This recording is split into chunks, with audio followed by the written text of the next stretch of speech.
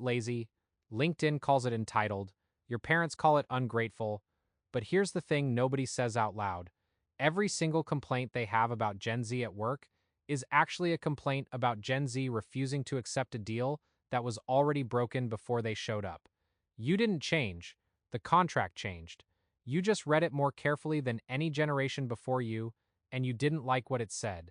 This isn't about work ethic. Boomers worked hard. Gen Z works hard. This is about two generations operating under completely different versions of the same promise. One generation got the deal in writing: pensions, job security, a salary that tracked inflation. The other got a PDF with the benefits removed and a line at the bottom that said, "Be grateful you have a job."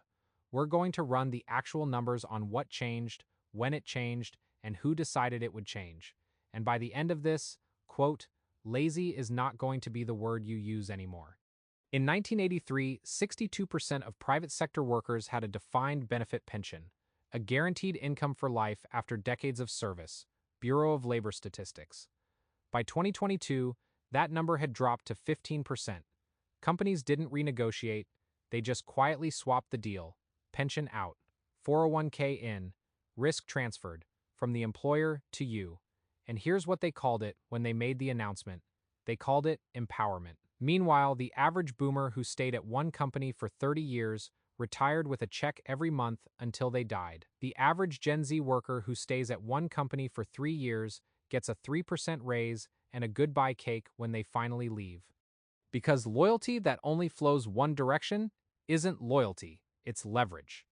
Companies kept the language of the old deal while quietly deleting the substance. We're a family here. Except families don't do mass layoffs the quarter after posting record profits. Gen Z didn't become job hoppers because they lack commitment.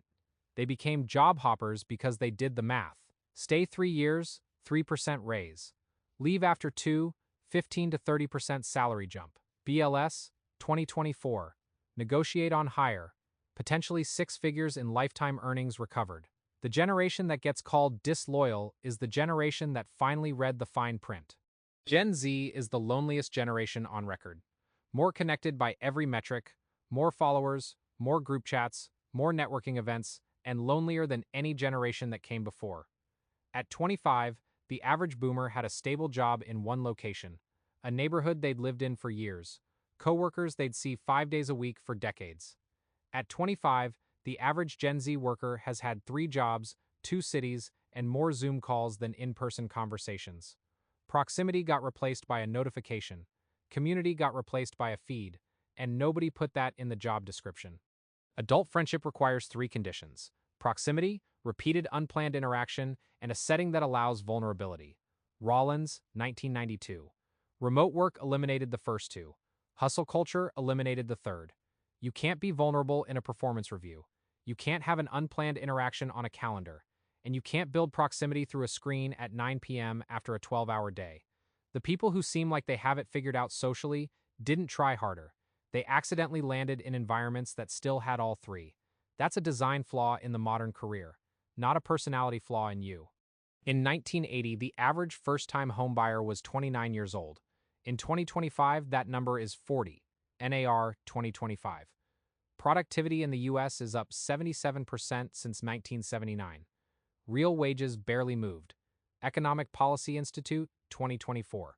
Boomers entered the workforce when a single income could buy a house, raise a family, and still build savings.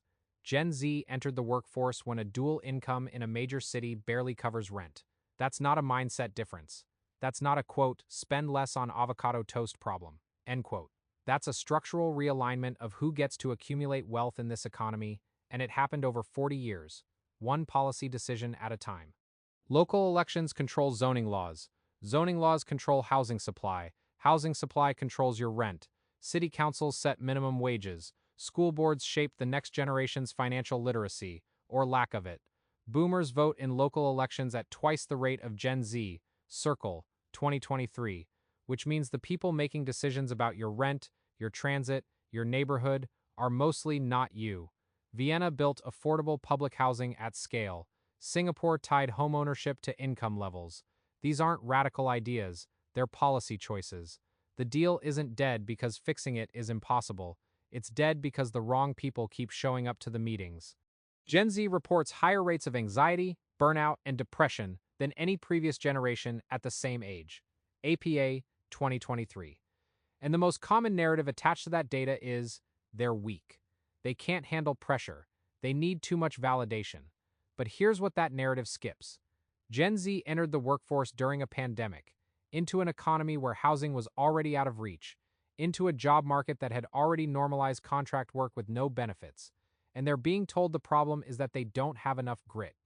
That's not a mental health assessment. That's a blame transfer. When you internalize a structural problem as a personal failure, you stop solving the right thing. You optimize your morning routine instead of your salary negotiation. You work on your anxiety instead of your environment. You hustle harder in a system that's designed to extract more from you at the same price.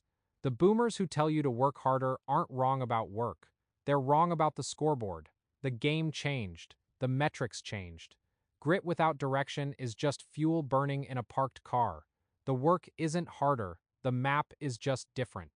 Jordan is 26. Software adjacent role, mid-sized company, been there 2 years.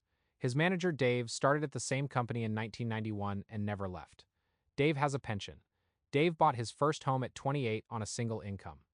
Dave thinks Jordan has a bad attitude because Jordan asked for a remote work arrangement and a salary review after 18 months. Dave calls it entitlement. Jordan calls it reading the room. They're not actually in disagreement about work ethic. They're in disagreement about which decade they're each living in.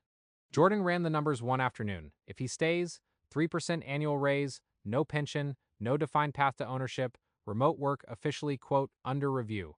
Market rate for his role in his city, 22% above his current salary. 2 companies have already reached out via LinkedIn this quarter. He's not ungrateful. He's not disloyal. He's doing exactly what the system trained him to do, optimize for outcomes in a market that made loyalty economically irrational.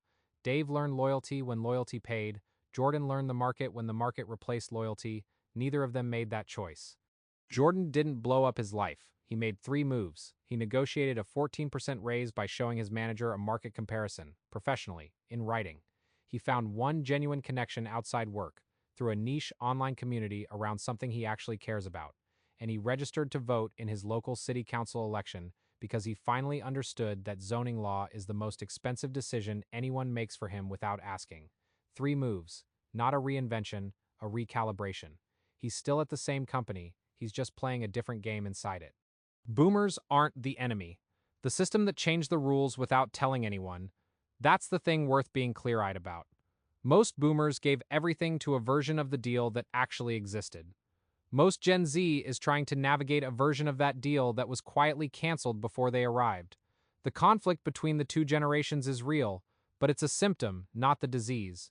The disease is a 40-year restructuring of who gets to accumulate wealth and who gets to bear the risk. Being angry at boomers is the distraction. Understanding the restructuring is the move. So, here's what the updated map actually looks like. Audit your salary against market rate every 6 months. Not when you feel underpaid, every 6 months. Build one real relationship outside work this year. 1. Not a network, a person. Vote in every local election. And stop carrying a structural failure as if it's a personal one. Your anxiety about money is not a character flaw, it's a rational response to an irrational system. 4 adjustments, 4 systems. That's the whole thing. They called your generation lazy because you refused to be loyal to a contract that no longer existed. That's not laziness, that's literacy. The system wasn't designed for you. Your job is to design around it. Quietly, efficiently, without asking permission. Drop a comment, boomer rules you were handed that you actually kept, and one you quietly dropped. I read every single one, and if this hit somewhere specific, you already know someone who needs to hear it.